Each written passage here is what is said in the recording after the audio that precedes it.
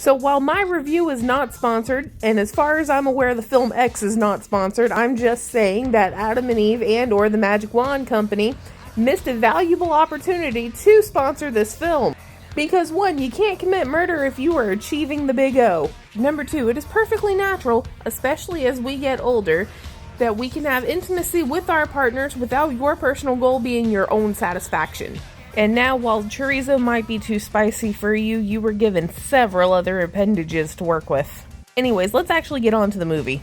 So here's the deal. It's a van full of people who make corn on the cob.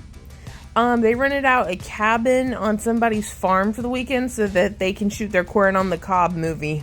Well, the cabin is on the property of this elderly couple, and the old people are already upset with them being on the property, but then they're doubly upset when they find out what they're doing.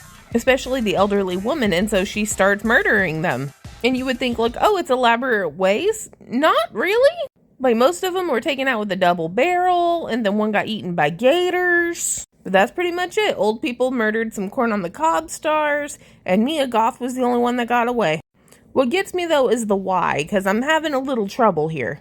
So Ty's big thing throughout this movie seems to be like this allegory for ageism. Like, the woman is supposed to look like Mia Goth, and she can't come to the fact that she is an old woman now and doesn't look like Mia anymore, so she feels undesirable.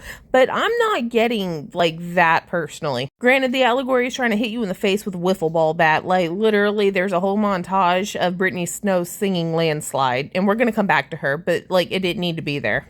But then you have the old woman with like this attraction to Mia Goth. So is she in love with herself or the way she used to look? Or is she having like some sort of repressed gay attraction?